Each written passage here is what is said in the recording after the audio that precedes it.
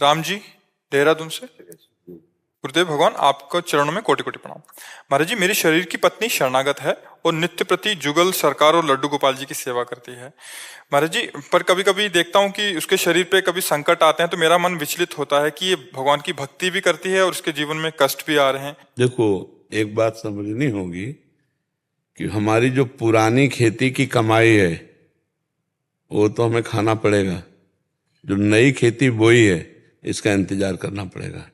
ये जो इस जन्म में हम भक्ति कर रहे हैं तो तुम्हारी पत्नी को कितना कष्ट होगा तुम समझ सकते हो, लेकिन हम समझ सकते हैं इस शरीर को कितना कष्ट है। तुम्हारी पत्नी कितनी भक्ति करती है वो तुम समझ सकते हो या वो समझ सकती है, लेकिन बचपन से भगवान के मार्ग में तो पूर्व का जो पाप कर्म है जिसे प्रारब्ध कहते हैं उसे भोगना पड़ता है। बड़े बड़े संतों को भोगना पड़ता है। रामकृष्ण परमहंस जी के गले में कैंसर था, भाई जी हनुमान प्रसाद पोद्दार जी के उदर में कैंसर था, बड़े बड़े सिद्धों को, भीष्म जी बाल ब्रह्मचारी भगवान के महान भक्त 6 महीना बाणों की सैया पर तड़प तड़प करके व्यतीत किया और फिर प्राण त्यागे। आप समझ पा रहे हो, जो हमारे पूर्व जन्म के पाप कर्म हैं भक्ति उनको सहने के सामर्थ्य देती है। जो हम नवीन भक्ति कर रहे हैं ये हमारे संचित कर्म को भस्म करेगी, जो गोदाम रूप जमा है। अनेक जन्मों के कर्म जो जमा है उनका नाम संचित, जो अभी हम नए कर रहे हैं उनका नाम क्रियमाण। और जिन शरीर की रचना 2 कर्मों से हुई, पाप और पुण्य, सुख और दुख, उससे ये शरीर कभी सुखी होता है और कभी दुखी होता है। तो वो प्रारब्ध पहले रच चुका है, भक्ति अब कर रहे हैं। और जन्म के पहले शरीर का प्रारब्ध रच गया है कि 40 साल में ये होगा, 30वें वर्ष में ये होगा, 5वें। अब उसको अगर आप भक्ति से जोड़ेंगे कि भक्ति करते हुए भी उसको जुकाम हो रहा है, बुखार हो रहा है, शरीर दर्द कर रहा है, या कोई रोग हो जाता है, या कोई घटना घट जाती है, तो ये अज्ञान होगा हमारा। भक्ति हमारी नई फसल है और शरीर की रचना है पुराना पहले हो चुका है। भक्ति अब हम कर रहे हैं ना, लेकिन शरीर रचने के पहले जो कर्म रख दिए गए, ये है भजन का फल। कि भगवान की शरण में है तो हमको महसूस नहीं होने दे रहा और भयानक कष्ट है। भक्ति का फल सहनशीलता और अगला हमारा हिसाब बढ़िया होगा। ये हमारी अभी की फसल है, पिछली फसल भोगनी पड़ेगी, इसके लिए तैयार रहना पड़ेगा। अगर भक्ति ना करो तो भी भोगनी पड़ेगी, भक्ति करोगे तो भी भोगनी पड़ेगी। तो भक्ति क्या बल देगी? भोगने की सामर्थ्य। और आंतरिक जो फल है वो उसका हम ना वाणी से वर्णन कर सकते ना तुम्हें बता सकते। तो हम भक्ति को इस बात में न तौले कि जुखाम ना हो, बुखार ना हो, मतलब भक्ति थोड़ी बारी कर दी तो कोई रोग ना हो। नहीं, ये होगा, बड़े बड़े सिद्धों को हुआ है, क्योंकि शरीर अब भजन करके सिद्ध हुआ है, लेकिन जन्म के पहले इसकी रचना हो गई पाप और पुण्य से मिश्रित शरीर की। तो बड़े बड़े संतों को भोगना पड़ा है। तो हमें लगता है हम हिम्मत करके भक्ति को बढ़ाएं, ना कि उसको घटाएं, क्योंकि हमारा आखिरी फाइनल ये है कि जन्म ही न हो, और जन्म हो तो भगवान के निज जनों के घरों में जन्म हो, खूब भक्ति पूर्वक जीवन व्यतीत हो, तो कोई परेशानी नहीं। भगवान से विमुख जीवन होगा तो अब कलिकाल आने वाला है, बढ़ने वाला है, इतना बढ़ने वाला है कि भक्ति शब्द सुनने को नहीं मिलेगा। आगे जो समय आएगा वहां कलिकाल बिहाल भय मनुजा नहीं माने को अनुजा तनुजा। ऐसा भ्रष्ट संसार हो जाएगा कि धर्म से चलना मुश्किल हो जाएगा। कलिकाल ऐसा बढ़ता चला जाएगा कि भजन नाम से मतलब नहीं रह जाएगा, भगवान की प्राप्ति नाम से मतलब नहीं रहे। तो हमें लगता है इस जन्म में हम भक्ति अपनी ऐसी बढ़ाएं कि या तो भगवान को प्राप्त हो जाए, और या फिर जैसे आप ब्रजवासी हो, अब जन्मई से गिरिराज जी की आराधना है, उन्हीं में जन्म, उन्हीं में जवानी, उन्हीं में मरना है। तो अब ऐसे जन्म 1000 बार हो तो हमें क्या परेशानी है नहीं? और संसार में तो बहुत ही भयावह है। तो इसीलिए भक्ति को तो रोको मत और उनको ढांढस बंधाते रहिए। महाराज जी, इनका 2 बार ब्रेन का ऑपरेशन हो चुका है जी, आंखों एक आंख की रोशनी भी चली गई है, बट आपकी कृपा से चिंता न करो, राधा राधा राधा, हाँ राधा राधा राधा, चिंता आनंद में है महाराज जी, हम परेशान है, हमें दुख होता है। आप नाम जप करो तो आपको भी नहीं होगा, आप नाम जप करो, क्योंकि इसका नाम एक बात पहले समझ लीजिए भगवान ने रखा है। जैसे हम किसी दुकान में जाते हैं तो लिखा देखते ना, तो ऐसे भगवान ने लिखा है दुखालयम अशाश्वतम। इस मृत्यु लोक को पहले तो नाम है इसका मृत्यु लोक, यहां सब मरेंगे, मृत्यु लोक। और दूसरा दुखालयम, दुख भोगना पड़ेगा। और अशाश्वतम, जितनी चीज है सब परिवर्तनशील है, नाशवान है, टिकाऊ यहां कुछ है नहीं। अब हम इस दुकान में खड़े हैं, संसार की मृत्यु लोक रूपी दुकान में, और प्रति क्षण यहाँ सब नाशवान को प्राप्त हो रहा है। तो दुखी मत होइए, प्रसन्न होइए। मृत्यु एक बार आनी है, तो यार उसके लिए क्या दुखी होना, जो सबको आनी है और एक बार आनी है, तो यार प्रसन्न होकर उसको स्वीकार करो कि आ जाना जब तुम्हारा मन हो। राधा राधा राधा राधा राधा जय गिरिराज धन की, आ जाना जब मन हो। तो क्या परेशानी है? हम क्यों डर रहे हैं मृत्यु से? क्योंकि भगवान से परिचय नहीं, इसलिए। क्योंकि शरीर से परिचय और ये छूटेगा, इसलिए डर रहे हैं। नहीं तो मृत्यु से क्या डर, मरने से सब जग डरा, मेरो मन आनंद। अपने प्रभु के पास जाना है शरीर छोड़ करके, बिल्कुल। आप इसीलिए तो हम कह रहे हैं अध्यात्म के बिना जीवन बड़ा शोकग्रस्त जीवन होता है, बड़ा दुखमय जीवन होता है। आप एक आदमी का विश्व में किसी को नाम बता दो जो भगवान से विमुख और आनंदमय हो, एक आदमी का पूरे विश्व में भगवान से विमुख हो और वो आनंदमय हो, एक आदमी का नाम बता दो। आप ये सोचोगे कि विश्व में टॉप का जीवन इनका है, और जब हम उनको एकांत में मिले ना, तो आपको लगेगा कि इनसे तो अच्छे हम हैं, इनसे अच्छे हम हैं। कम से कम चैन से पति पत्नी रोटी खा करके सो तो जाते हैं, इनमें वो भी सौभाग्य नहीं। आप मतलब, तो इसलिए भगवान के सम्मुख होकर नाम जप करते हुए हमारा जो दुख सुख आवे उसको काट ले और भगवत प्राप्ति करें। नहीं तो मनुष्य जीवन यहाँ कहीं भी किसी भी जगह, आप तो अपनी आयु भोगे हो। महाराज ययाति ने अपने पुत्र की 1000 वर्ष आयु भोगी, फिर भी भोगों में सुख नहीं खोज पाए, तो ऊब के संसार से वैराग्य लिया। तो हमें लगता है नाम जप करो, और जो दुख आवे और सुख आवे, सुख में फूलो नहीं, दुख में भूलो नहीं प्रभु को, और जीवन यात्रा काट दो, बढ़िया है ना। अब पत्नी नाम जप कर रही इसलिए वो आनंदित है, आप भी नाम जप करो तो आनंदित हो जाओगे। इतना समझो कि धीरे धीरे शरीर एक उस दशा की ओर जा रहा है जिसे कोई नहीं बचा सकता, उसका नाम है मृत्यु दशा। कभी भी आ सकती, कहीं भी आ सकती है। और हम अगर नाम जप कर रहे हो, शरीर छूटा तो भगवान की प्राप्ति हो जाएगी, और अगर नाम जप नहीं कर रहे और फिर शरीर छूटा तो दुर्गति हो जाएगी। पुत्र के बहाने नारायण बुलाया तो भगवत प्राप्ति हो गई, हम जान के नारायण बोलेंगे तो हमें भगवत प्राप्ति नहीं होगी। हाँ, इसलिए नाम जप करते रहो, जीवन का सार नाम जप। दुख सुख तो राम जी को भी भोगने पड़े और श्याम जी को भी भोगने पड़े। देखो श्याम जी हमारे प्रकट हो रहे कंस के कारागार में, हथकड़ी बेड़ियों से जकड़े हैं माता पिता। जहां भगवान आ रहे हैं वहां देख लो भीषण राक्षसी स्वभाव वालों का पहरा है, बड़ा मतलब कठोर व्यवहार हो रहा है, हथकड़ी बेड़ियां जकड़ी हुई, और आ कौन रहा है? समस्त बंधनों से मुक्त करने वाला परमात्मा। आप विचार, नवजात ऐसे प्रभु को विवश होकर प्राण मानो त्याग रहे हो, जाकर के गोकुल में पहुंचाना होता है। अपने ऐसे लाडले को कौन त्यागेगी मैया, लेकिन रक्षा के लिए ऐसा होता है कि नहीं होता। और विचार करो, पूरे जीवन चरित्र को पढ़ के देखो तो आपको लगेगा कि नहीं, समस्या तो भगवान के भी जीवन में रही। राम जी को सुबह राज्याभिषेक होना है और शाम के 14 वर्ष का वनवास हो जाता है नंगे पैर।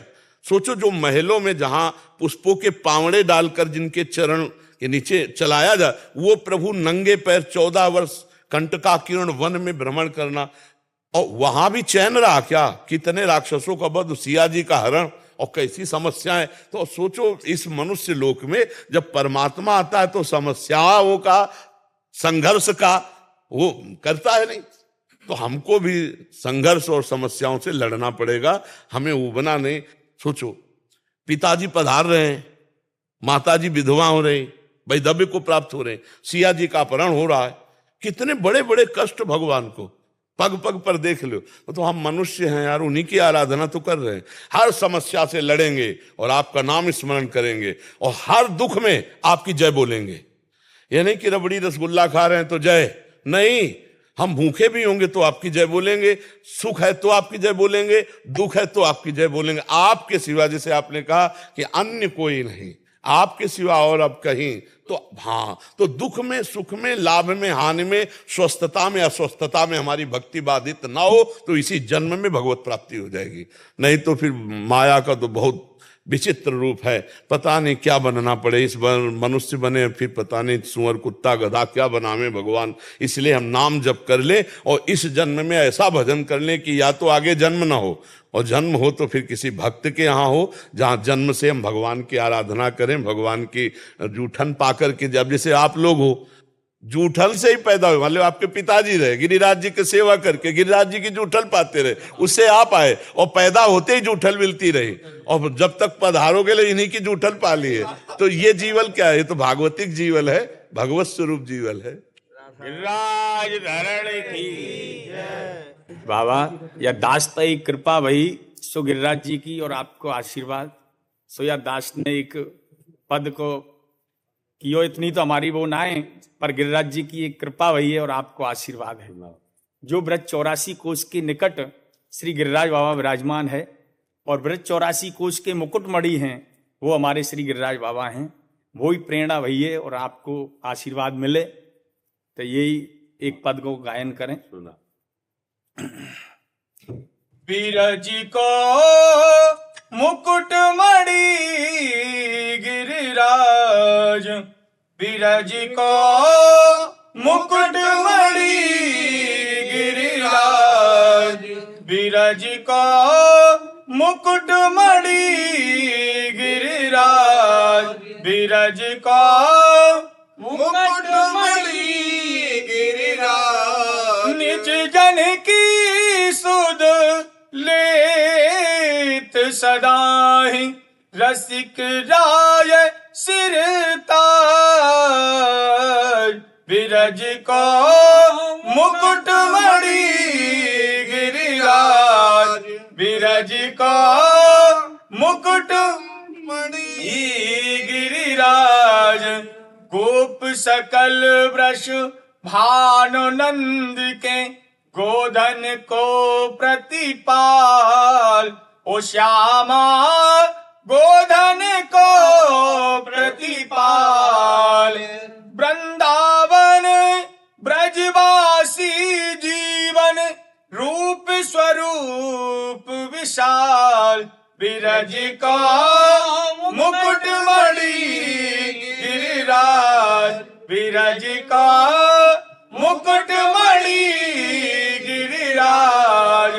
देवन देव कृपा रस सागर, पूजत है ब्रजराज, हो श्यामा पूजत है ब्रजराज, हो श्यामा पूजत है ब्रजराज।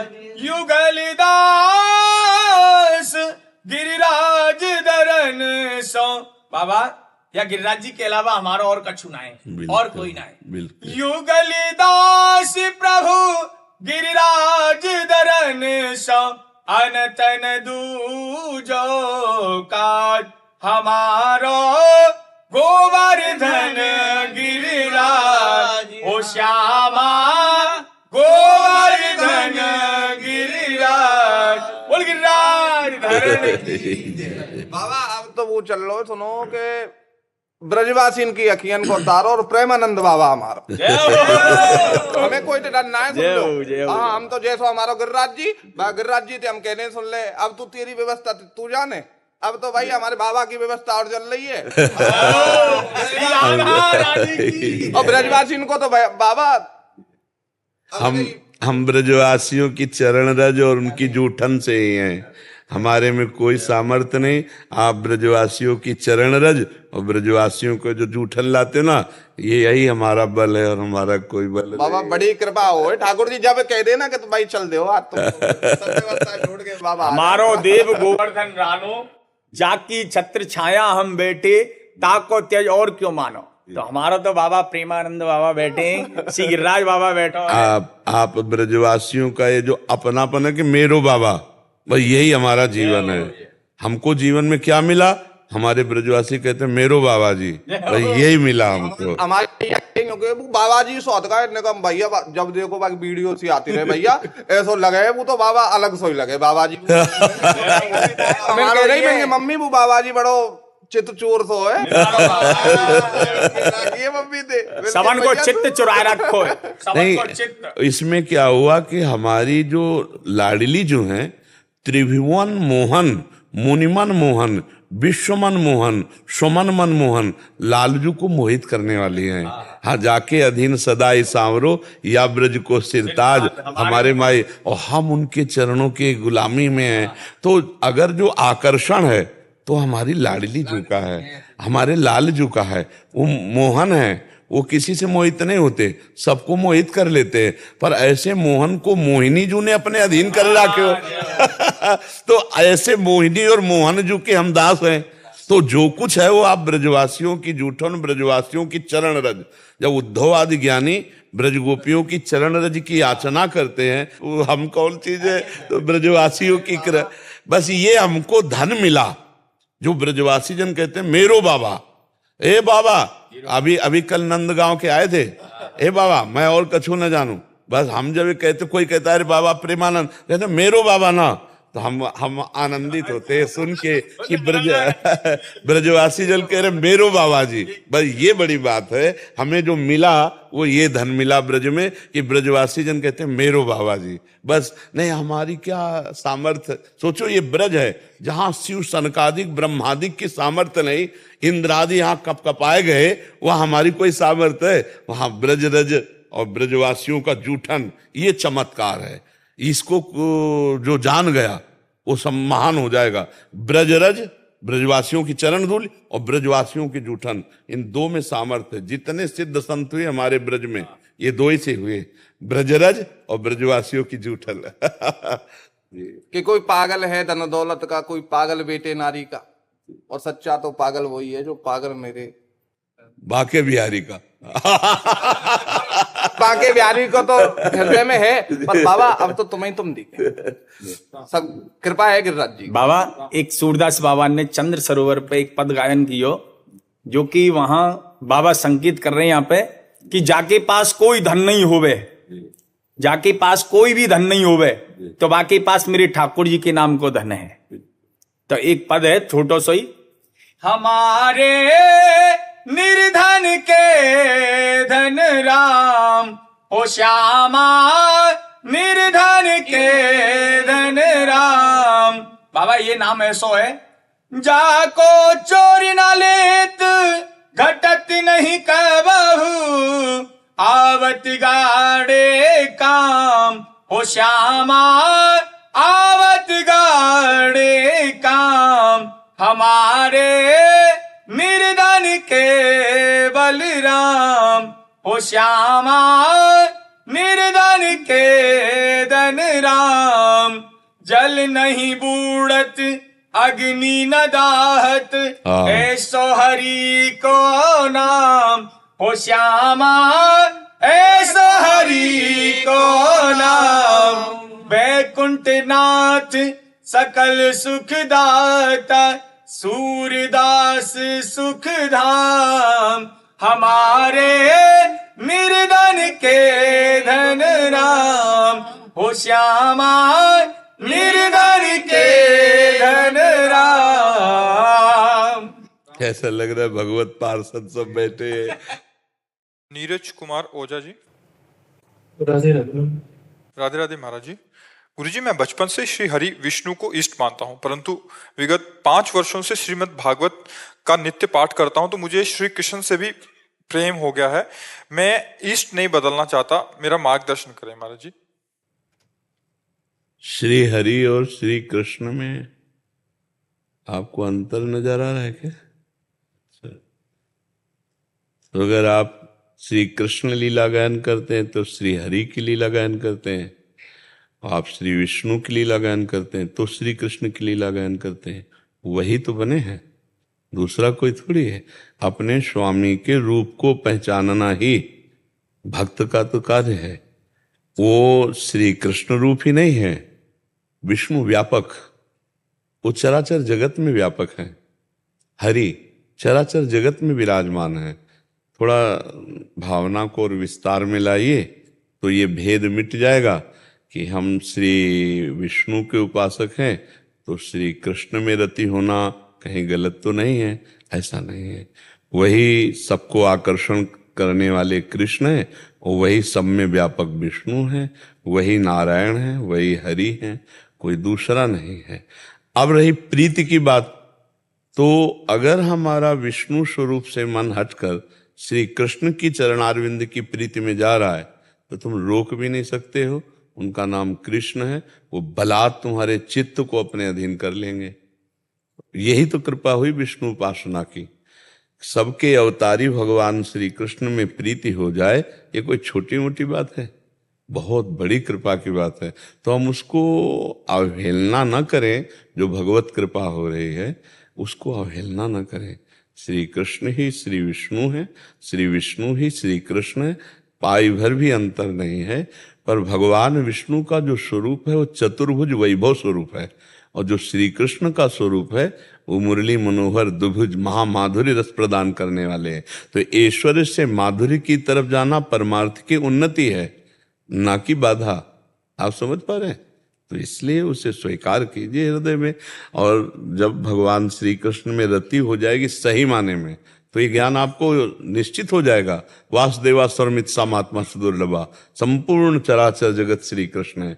गोपीजनों को क्या अनुभव हुआ? जित देखूं तित श्याममयी है, जिधर देखा उधर अपना श्याम सुंदर दिखाई दिया।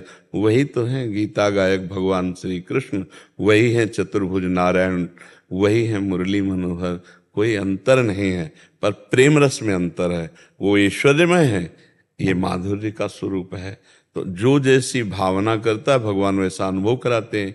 ये यथा माम प्रपद्यन्ते तास तथैव भजाम्यहम्। तो भगवान ने कृपा करी, प्रेम की तरफ घसीटा, तो इसमें तो नाच पड़ना चाहिए नहीं। भगवान श्री कृष्ण बड़े कृपालु हैं, वो अपने प्रेम मार्ग में जब जीव को घसीटना चाहते हैं तो अपनी तरफ आकर्षित करते हैं, और जो वैभव में प्रतिष्ठित करना चाहते हैं तो अपने भगवान के रूप है, नारायण रूप है, विष्णु रूप है। ये चतुर्भुज भगवान का वैभव स्वरूप है, द्वारिकाधीश स्वरूप, ये वैभव स्वरूप। ये जो द्विभुज मुरली मनोहर कृष्णचंद्र जो है, ये बहुत प्रेम रूप है, महाप्रेम। इसमें वैभव मिश्रित ही नहीं है। अब हम इसको स्वीकार करो तो आगे बढ़ोगे, और जब श्री कृष्ण प्रीति बढ़ेगी तो हो सकता है राधा चरणारविंद में प्रीति भेज दे, हो सकता है राधा नाम में प्रीति भेज दे, और आपको लगेगा कहाँ विष्णु और कहाँ फिर श्री कृष्ण और कहाँ फिर राधा। अपने को ऐसे कर लो तो आप ठीक ठिकाने पे पहुंच जाओगे। अगर प्रभु आपको अपना प्रेमी बनाना चाहते हैं तो प्रेम मार्ग दे देंगे, और ऐश्वर्य में भक्त बनाना चाहते हैं तो वैसी निष्ठा दे देंगे। ऐसे हो जाओ, कुछ पकड़ो मत, ऐसे हो जाओ। हे नाथ मैं आपकी शरण में हूँ, जहां जैसे तो जोई जोई प्यारो करे सोई मोहि भावे। ये भाव आ जाएगा, बस आनंद आ गया। कोई दो नहीं है, जब तक दो है तब तक अज्ञान है। एको ब्रह्म द्वितीयो नास्ति, दूसरा कोई नहीं है। वही एक परम रस प्रिया प्रीतम के रूप में खेल रहा है। रसोया परमानंदे के द्विधा सदा श्री राधा कृष्ण रूपाभ्यम तस्मै तस्मै नमो नमः। तो हमारे अंदर ये भेद ना रह जाए, सर्व भगवान हमारे स्वरूप है। पर जब हमारी जहाँ प्रीति हो रही वहां गाढ़ प्रीति हमें करना, भगवान ही तो ना। आपको कोई संशय लगता है क्या? हाँ, तो आप बिल्कुल अबाध गति से भगवान की तरफ बढ़िए, कोई इसमें संशय का विषय नहीं है। ठीक है राखी जी, गुरुदेव आपके चरणों में कोटि कोटि प्रणाम। प्रभु, मैं पहले संतों की वाणी पे विश्वास नहीं करती थी, लेकिन प्रभु जिस दिन से आपके वचनों को सुना उस दिन से सभी संतों में श्रद्धा होने लगी, और इस दासी ने आपको उस दिन से अपने मन भाव से अपना गुरु मान लिया। लेकिन प्रभु, कभी महादेव जी की नाम जप करने लगती हूँ तो कभी राधा रानी का। प्रभु, एक नाम में कैसे अपने चलो, ऐसे चलो। पहले संसार का चिंतन छूटे, प्रभु के किसी भी नाम रूप का भजन करो। हमारी पहली सीढ़ी यही होती है। हम सब जब शुरुआत किए थे तो हनुमान चालीसा, शिव चालीसा, दुर्गा चालीसा, ये बहुत देर सारे, फिर धीरे धीरे धीरे धीरे धीरे धीरे समिटते समिटते प्रेम गली अति साकरी तामे दो न समाये, फिर आकर अनन्य सी प्रिया प्रीतम के चरणारविंद। प्रारंभ की भक्ति ऐसी ही होती है। आप इसको मन को पहले, अगर महादेव जप रहा है तो जपने दो, राम जप रहा है तो जपने दो, श्याम जप रहा है जपने दो। संसार से हटा के प्रभु में तो लगा। वो भगवान एक ही है, उनके नाम रूप बहुत हैं। अगर ये भगवान के विविध नामों को जपता तो जपने दो। धीरे से पहले अंतःकरण तो पवित्र होने दो, और जहां पवित्र होगा तो अपने आप छलांग लगेगी अनन्य निष्ठा की। अनन्य हो गया ताके भाग्य का कहना। रसना कटो जो अन रटो निरख अन फुटो नैन। ये अनन्यता तो सिद्ध पुरुषों में आती है। अभी तो बच्चे हो, परमार्थ के मार्ग में ककारा भी नहीं आता, अभी शुरुआत है। तो ये राम जपे राम जपने दो, श्याम जपे श्याम जपने दो, शिव जपे शिव जपने दो। अभी प्रारंभ की भक्ति ऐसी ही होती है। और भाव ये है, अगर संतों के प्रति भाव बना है तो हमारी एक प्रार्थना है कि संतों के वचनों से संबंध रखना। बस अगर हमारी बात को आप पकड़ पाए। किसका प्रश्न है? हाँ, संतों के वचनों से संबंध रखना, प्रगट में शरीर की दूरी बना के रखना, आपका निर्वाह बहुत बढ़िया भाव का हो जाएगा। नहीं तो आप जैसे बोली कि आपके वचनों के अनुसार मुझे सब संतों में श्रद्धा हो रही है, यदि आप कहीं संग दोष में, तो आपको हमारे वचनों में भी अश्रद्धा हो जाएगी, क्योंकि हमारे वचनों से संतों में श्रद्धा हुई और कहीं अगर धोखा हुआ तो आपको वो उलट करके पूरा इधर आ जाएगा कि क्या ऐसे। तो हमारी प्रार्थना है किसी सबके लिए कि आप लोग केवल वचनों को प्रमाण मान करके वचनों के आधार से चलिए। कभी किसी को भूख प्यास लगी हो तो भोजन दे देना, ऐसा सेवा कर देना, वो संत सेवा भगवत प्राप्ति की है। लेकिन संग जो है बहुत समझ के करने की जरूरत है। कहीं कहीं संत का वेश का दुरुपयोग भी होता है। जो संत नहीं है, जो भगवान से प्रीति नहीं करते हैं, वो भी कई कारणों से इस वेश को धारण कर लेते हैं। अर्थ की प्राप्ति, सम्मान की प्राप्ति, नाना प्रकार, तो वहां धोखा होने की संभावना है। फिर आप कहेंगे कि संत ऐसे भी होते हैं क्या? नहीं, संत तो नहीं होते, पर संत का नाटक करने वाले कैसे पहचाने जा सकते हैं। इसलिए हम केवल वचन प्रमाण मानते हैं। संतों के वचन शास्त्र सम्मत होने चाहिए और शास्त्र सम्मत वचन मान के भगवत प्राप्ति में चलते हैं। हम लोगों का मन चिपकू स्वभाव का होता है। हम उसी को टोक रहे हैं कि हमको किसी व्यक्ति के व्यक्तित्व में नहीं फंसना, शास्त्र के वचनों को मानकर हमें भगवत मार्ग में चल देना है। और जहां समझ में आए शास्त्र सम्मत आचरण है, वहां हमें बैठना है। और जहां समझ में आया कि हमारी कम समझ में आ रहा है, हाथ जोड़ा और दूर हट गए। वचनों के अनुसार तो हमारी श्रद्धा चल पाएगी, नहीं तो कई तरह के लीलाएं हैं माया में। ऐसा ही नहीं कि माया अपना प्रभाव नहीं दिखाती, बहुत से माया के द्वारा भी वेश धारण किए गए हैं, जिनका उद्देश्य बिल्कुल भगवान नहीं है, जिनका उद्देश्य बिल्कुल धर्म नहीं। ऐसे भी हैं जिनका धर्म से कोई लेना देना नहीं है, केवल अपने उदर का पोषण है, केवल अपनी वासनाओं का पोषण है। कोई बहुत ही कृपा पात्र होता है जिसका लक्ष्य होता है प्रभु की प्राप्ति, प्रभु के लिए जीवन धारण करना, प्रभु के लिए प्रत्येक श्वास समर्पित करना। ऐसे संतों में कहीं धोखा नहीं हो सकता। ऊसर बरसई तृण नहीं जामा, संत हृदय जिम उपज न कामा। अगर हमारे द्वारा भगवत प्राप्ति लक्ष्य नहीं बना, भगवत भजन लक्ष्य नहीं बना, तो फिर संसार और फिर इसमें त्रुटि हो जाएगी। तो हमें सबसे प्रार्थना करते हैं कि संतों से सत्संग सुनो और दूर रहकर अपने उनके वचनों के द्वारा बताए हुए आचरणों को सुधारो, आपका परम मंगल हो जाएगा। आपको कहीं भी बहुत नजदीक पना करने की जरूरत नहीं। शरीर स्त्री स्वरूप में है, बहुत दूरी से सत्संग सुनो और अपने आचरणों को पवित्र करो, भगवान का भजन करो। ज्यादा नजदीकीपन बनाने की कहीं जरूरत नहीं, तो आपका भाव सुरक्षित रहेगा और आप आगे बढ़ जाएंगे। और अगर आप ऐसे कि अब सब संतों में हमारी श्रद्धा बढ़ रही, तो इतनी क्षमता नहीं है अभी आप में कि आप पहचान सको कि कौन सोना है और कौन पीतल है।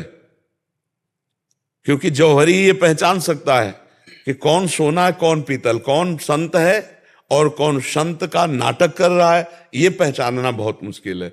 अगर हम कहीं नाटक में फंस गए तो हमारी पूरी श्रद्धा चौपट हो जाएगी। जब कभी किसी एक संत के प्रति जरा सा होता है तो पूरी साधुता में बट्टा लग जाता है, बोले सब ऐसे ही होते हैं। इसलिए हमको अपनी श्रद्धा बचानी, जो जन्म जन्मांतरों के बाद आज उदय हुई है, भगवान की प्राप्ति कराने वाली, ये श्रद्धा को सुरक्षित रखने के लिए संतों के वचन सुने, दूरी बनाकर भजन करें। तभी अगर आप नजदीक हुए, जो सत्य मार्ग के पथिक है, वहां तो कुछ घाटा होने वाला नहीं। साधुते होए न कारज हानि। लेकिन जहां थोड़ी भी बनावट है वहां हम फंस सकते हैं, वहां हमारा मार्ग अवरुद्ध हो सकता है। शशिकला त्रिपाठी जी देवरिया से, राधे राधे। महाराज जी, इनका प्रश्न है कि इनके घर में एक लड़के की आत्महत्या हो गई थी, उन्होंने किया था, उसके बाद 3-4 जनों ने मृत्यु हो गई और किसी से सुना कि भागवत कथा करनी चाहिए उनकी शांति के लिए, अपने पूर्वजों को सुनानी चाहिए। तो कह रहे थे कि इन्होंने एक बार जो गांव में हुई थी तो सुनी थी, तो क्या वो माने? नहीं, ऐसे नहीं। घर में अनुष्ठान संस्कृत से 18,000 श्लोक का विद्वान ब्रह्म ऋषि को बुला करके उसके द्वारा वो घर में अनुष्ठान कराइए, संपूर्ण सांगोपांग। ऐसे नहीं होती कि गांव पड़ोस में हो रही, तो ऐसे नहीं, सांगोपांग और आवाहन कीजिए उनका। जैसे धुंधकारी के लिए आवाहन था, एक बांस खड़ा किया गया था, उसमें बैठाला गया था, ऐसे उसका आवाहन कीजिए और उस जीवात्मा का नाम संकल्प करके उस भागवत को दीजिए, उसका कल्याण हो जाएगा। जो ऐसे शरीर छोड़ा है, निंदनीय गति है। ये जो शरीर ऐसे नष्ट किया जाता है, ये बहुत दुर्गति को प्राप्त होते हैं, प्रेत योनि को प्राप्त होते हैं, दुर्गति होती है। आत्महनन गति बहुत ही निंदनीय गति है। तो ये श्रीमद् भागवत समर्थ है। पर 18,000 श्लोक 18,000 घर पे होने चाहिए और संकल्प उस जीवात्मा को होना चाहिए, तब कल्याण होता है। महाराज जी, केवल जिन्होंने आत्म किया या उसके बाद 4-5 जनों की और हो गई, तो उन सबका एक साथ कर दें? हाँ, अब ये तो भगवान देखे कि सबका एक साथ कल्याण होगा या सबके लिए अलग अलग करना पड़ेगा। क्योंकि जब भागवत हुई तो धुंधकारी ने एकाग्रता पूर्वक सुना तो विमान एक ही आया, और सबके लिए विमान नहीं आया। फिर सबके लिए अलग भागवत की, तब फिर दोबारा विमान आया।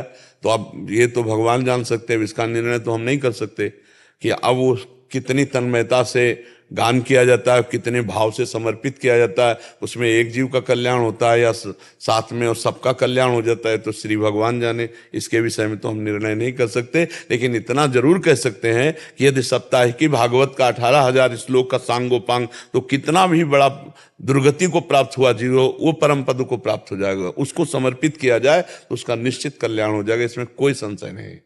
लेकिन 7-8 का कल्याण हो जाएगा या 700 का कल्याण हो, ये तो भगवान जानेंगे, उसका निर्णय हम नहीं कर सकते। मयंक अग्निहोत्री जी, गुरुदेव भगवान, आपके चरणों में कोटि कोटि प्रणाम। भगवान, मैं आपको लगभग 1 वर्ष से सुन रहा हूँ। कई व्यसन छूट गए हैं, पर कई व्यसन अभी भी मोहित कर लेते हैं। नाम जप नहीं छोड़ रहा हूँ, ये विश्वास है कि नाम जप से जो व्यसन बचे हैं वे भी छूट जाएंगे। पर समय 1 वर्ष हो गया है, कभी कभी अपने मन पर बहुत घृणा होती है। क्या इस मन को यही घृणा छुड़वा देगी? जिस दिन तुम्हें बहुत दुख हुआ, इतना समय हो गया और अभी तक उसी दिन जब हृदय से दुख होगा, उसी समय छूट जाएगा।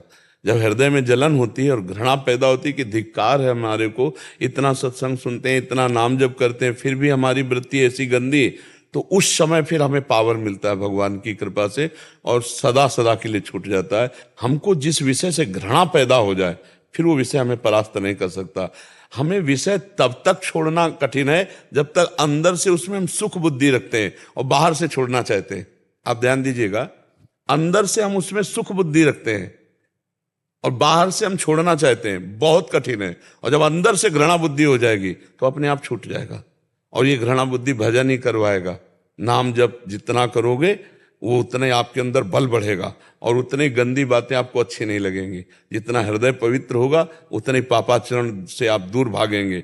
तो ये हृदय पवित्र करने के लिए समर्थ है भगवान की लीला कथा, समर्थ है भगवान का नाम। भगवान के पावन चरित्रों को सुनिए, नाम जप कीजिए और बन जाए तो दूसरों की सेवा कीजिए। फिर देखिए अपने आप सब छूटने लगे। ये बहुत गंदा मन हो चुका है।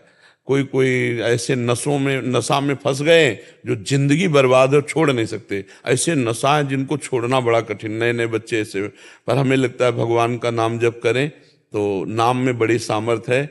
जब वो संपूर्ण त्रिभुवन से वैराग्य दिला देता है तो नशा से क्यों नहीं मुक्ति हो जाएगी। भगवान के नाम में बड़ी शीतलता और बड़ा बल है। इसलिए नाम जप कीजिए और उन भोगों में घृणा बुद्धि कीजिए।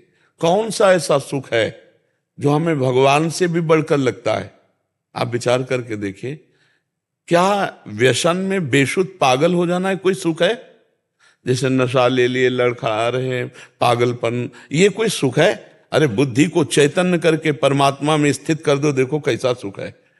समाधि का सुख मिलता है, अद्भुत आनंद की ये नशा में कोई सुख है? शराब पी लेना, अफीम खा लेना, ये नशा, कौन सा नशा भी नहीं छोड़ पा रहे?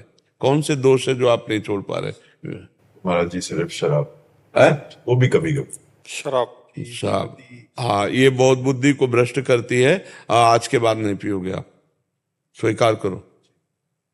अगर हमारी सत्संग 1 वर्ष से सुन रहे हो तो हमारी दोस्त तो हो ही चुके हो ना, तो हमारी दोस्ती के लिए छोड़ दो। आज से शराब नहीं पियोगे, ठीक है? अगर आपको परेशानी लगे तो आप मेरे लिए सह लीजिए कि मैंने किसी को वचन दिया है, अब नहीं पीऊंगा, आगे बढ़ जाओगे। शायद आज छूटने का समय था, इसीलिए आपने ऐसा प्रश्न किया। कई बार आ चुका हूँ, कई बार प्रश्न पूछ चुका हूँ, हाँ। लेकिन प्रश्न कभी नहीं है। हाँ, तो आज के बाद आप पिएंगे नहीं, पक्की? जी पक्का। वृंदावन में बैठ के कह रहे, देखो हम किसी को जल्दी ऐसे कहते नहीं जी महाराज। है। जी महाराज। हाँ बस, अरे यार अच्छी बात कर रहे हैं, कोई बुरी बात तो नहीं कह रहे ना। हाँ, तो उसको मानना चाहिए। भगवान की बड़ी कृपा होती तब ऐसे वचन होते हैं यहाँ पर, और इसमें तुम्हें सामर्थ्य मिलेगी, देख लेना। केवल हमारे वचन ही नहीं है कि तुम्हें कसम खवा दिया कि तुम ना पीना, तुम देखना तुम्हें सामर्थ्य मिलेगी, इसको छोड़ने की तुम्हें सामर्थ्य मिलेगी। पर हमारी दोस्ती जोरदार होनी चाहिए, ना कि शराब पीने वालों की दोस्ती। वचन पे तो लोग प्राणों को भी त्याग दिए हैं, वचन नहीं। नहीं तो पक्का वचन है कि का वचन। फिसलने वाला तो नहीं। बस एक कदम तुम आगे बढ़ो, फिर आगे बढ़ने के चांस आप खुद देख लेना, ठीक है। हाँ, देवेंद्र जी। राधे राधे। राधे राधे महाराज जी। गुरु जी, क्या मैं जब अकेले कोई धार्मिक कार्य या यात्रा करता हूँ ड्यूटी के दौरान, तो क्या उसमें मुझे ये कहना क्या चाह रहे हैं कि इनकी पत्नी कहती है कि मुझे साथ नहीं लेके जाओगे तो तुम्हें फल नहीं मिलेगा, ऐसा? नहीं रे, पत्नी को तो फल मिलेगा ही, और आपको भी फल। किसका है? हाँ, तो उसको तो फल मिलेगा, वो जाए या ना जाए। अगर वो साथ लिवा जाते हो तो बहुत बढ़िया बात है। अगर आपको छुट्टी मिले हो, आप किसी तीर्थ यात्रा या कहीं जाए, तो हम प्रार्थना करते हैं आप उसको जरूर ले जाइए। फलवल की बात के लिए नहीं, वो आपकी अर्धांगिनी है, वैसे ही आपसे दूर रहती है। तो कम से कम जब कभी ऐसा अवसर मिले, अगर उसे साथ आप दर्शन के लिए ले जाएंगे, उसको सुख मिलेगा, उसको आपके सानिध्य का सुख मिलेगा। और फल की बात तो जो आप करेंगे, आपने पाणी ग्रहण लिया है, वो अर्धांगिनी आधे फल का अधिकारी अपने आप है। वो अगर जाए रुचि तो अच्छी बात, और ना भी जाए तो उसे आधा फल मिलेगा। तो आपको फल तो मिलेगा ही, पर अर्धांगिनी वो उसको जरूर मिलेगा। मेरा इसी से इनके प्रश्न से जुड़ा हुआ था। जी जी, मुझे ऐसा लगता है कि पत्नी के कर्म से आदमी ठीक रास्ते पर आ जाता है, ठीक रहता है। दोनों का देखो, पहिया दोनों जो गाड़ी के हैं वो अपना अपना अधिकार सही रखते हैं। अगर एक भी पहिया छोटा बड़ा हो जाए तो हमें लगता है गाड़ी का बैलेंस बिगड़ जाएगा। पति और पत्नी दोनों का योग गृहस्थी चलाने में बहुत जोर का है। कभी कभी ऐसा होता है कि पति की स्वाभाविक प्रवृत्तियां सांसारिक होती हैं, पत्नी भक्तिमान होती है, तो उसके प्रभाव से पति सुधर जाता है। कभी कभी ऐसा होता है पत्नी की प्रवृत्तियां सांसारिक होती हैं, पति भक्त होता है, तो उसके स्वभाव से सुधर जाता है। दोनों एक दूसरे के पूरक हैं। ऐसा कभी नहीं पाया गया कि एक ही दूसरे की पूरक हुई, दूसरा एक की पूरक नहीं हुआ, ऐसा नहीं है। दोनों एक दूसरे के पूरक है। क्योंकि सृष्टि में जब आप देखेंगे तो बहुत से ऐसे लोग मिलेंगे जिनकी पत्नी का स्वभाव पति के स्वभाव से बदला है। कई ऐसी पत्नियां हैं जो अपने बिगड़ेल पतियों के व्यसन आदि छुड़वाकर उनको भक्ति मार्ग में बढ़ाया। तो हमें लगता है दोनों पूरक हैं, दोनों एक दूसरे के पूरक है। कहीं एक से दूसरा पूरक है तो कहीं दूसरे से एक पूरक है, दोनों एक दूसरे के पूरक है। और हम भगवान से ही प्रार्थना करते हैं कि दोनों सद्बुद्धिवान बने, तभी गृहस्थी बहुत सुंदर चलेगी। अगर दोनों का अलग अलग मार्ग, अपनी अपनी रुचि और अपनी अपनी वासना के खेल रहे, जो आज शुरुआत हो रही है, वो बहुत हानिकारक है, गृहस्थी के लिए बहुत हानिकारक है। अब पति अपनी पसंद और पत्नी अपनी पसंद, वो गृहस्थी किस काम की? दोनों की धीरे धीरे पसंद मिले, दोनों एक प्राण, एक स्वभाव, एक मन वाले बने, तो गृहस्थी धर्मयुक्त होकर भगवान जैसे गृहस्थों में प्रकट हुए, भक्त जैसे बड़े बड़े परमहंस गृहस्थों में प्रकट हुए। वो गृहस्थी धन्य है जिनके यहाँ भगवत भक्ति हो रही है, जिनके यहाँ महाभागवत संतजन पधारते हैं, चाहे पुत्र रूप में या अतिथि रूप में, जीवन धन्य है उनका। और वो गृहस्थी क्या कि घर गए और कलह अशांति शुरू, वो तो नरक समझो गृहस्थी। और आजकल के जो बच्चे हैं वो इसी स्वभाव से युक्त हो रहे हैं। जो गर्लफ्रेंड बॉयफ्रेंड ब्रेकअप और फिर दूसरा बॉयफ्रेंड गर्लफ्रेंड, इनके स्वभाव क्या होंगे? बहुत चंचल, इंद्रियों के बहुत गलत संस्कार पड़ रहे हैं। ऐसे ही अलग अलग ये गंदे बेविचार करने वाली प्रवृत्ति पति पत्नी में आसक्ति नहीं हो पाएगी, उनका जीवन बड़ा खतरनाक होगा। तो इसलिए हमें लगता है हमारी समाज में ये जो बाहरी दोष आ गए हैं, बाहर के विलासिता के, ये लिव इन रिलेशन, ये जैसे बहुत गंदे आचरण वाली बातें हैं। पहले होता था कि माता पिता बच्ची को पवित्र बच्चे को ब्याह संस्कार पाणी ग्रहण, वो आजीवन निर्वाह करते थे।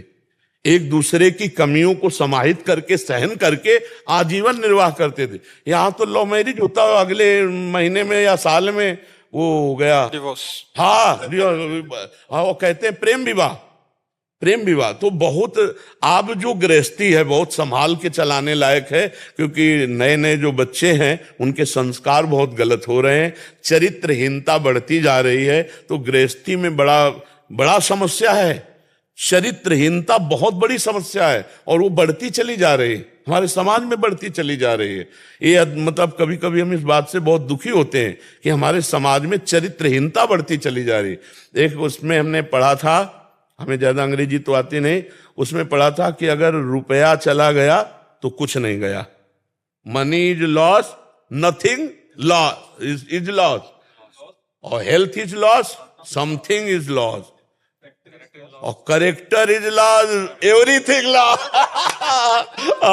अगर चरित्र चला गया तो, और आज की समाज की सोच उल्टा चलो, आज प्रधानता रुपए की है, चरित्र की नहीं रह गई है, रुपए की प्रधानता है। इसीलिए हमारे जो पवित्र आचरण हो, ये जो आज नए बच्चों में बिगड़ेलपन आ रहा है वो इसी से आ रहा है। हमें भगवान से प्रार्थना और समाज से प्रार्थना है कि माता पिता सुधरें, अपने बच्चों को सुधारें, क्योंकि ये किसी की गृहस्थी बनेंगे जाके, ये हमारे भारत के भविष्य हैं, इन्हीं से संतानें होंगी जो हमारे देश के रक्षक बनेंगे। तो बहुत पवित्र भाव हो, बहुत जीवन पवित्र हो तो पूरा आनंद में जीवन जाता है। गृहस्थी में बड़ा आनंद में जीवन जाता है। कुछ भगवान का नाम जप कर लिया, आतिथ्य सेवा कर ली, संत महात्माओं की सेवा कर ली, साल 6 महीना में तीर्थ याटन कर लिया, और पवित्र परिवार, 2-4 बच्चे हैं, परिवार का पोषण, राष्ट्र का पोषण करने के लिए उनको पढ़ा लिखा कर उनके कार्य में नियुक्त कर दिया, और आखिरी जीवन भजन करके भगवान को प्राप्त हुई। गृहस्थी बहुत बढ़िया जीवन।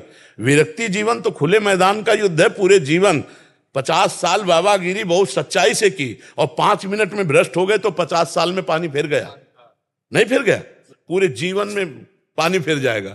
तो गृहस्थी धर्म से भजन करते हुए भगवत प्राप्ति सरल है, और बाबा जी बनकर भजन करके बहुत कठिन है, बहुत कठिन है। 1-2 साल मन को मार के, पूरे जीवन मन को मार के रहना है। कोई मनोरंजन संसार का नहीं है, कोई अपना नहीं, भगवान के सिवा कोई अपना नहीं। कैसा है जीवन? वो तो मतलब जब प्रकाश होता है तो आप लोगों को लगता है कि यार क्या मस्ती है बाबागिरी। पीछे का जीवन देखो, बाबा जी का जो जीवन असलियत में व्यतीत होता है वो जीवन बिल्कुल तलवार की धार का होता है। 1 मिनट चूक हो गई तो पूरा जीवन बर्बाद हो गया। ये खेल है बाबागिरी। 1 मिनट अगर चूक हुई तो पूरा जीवन बर्बाद हो गया।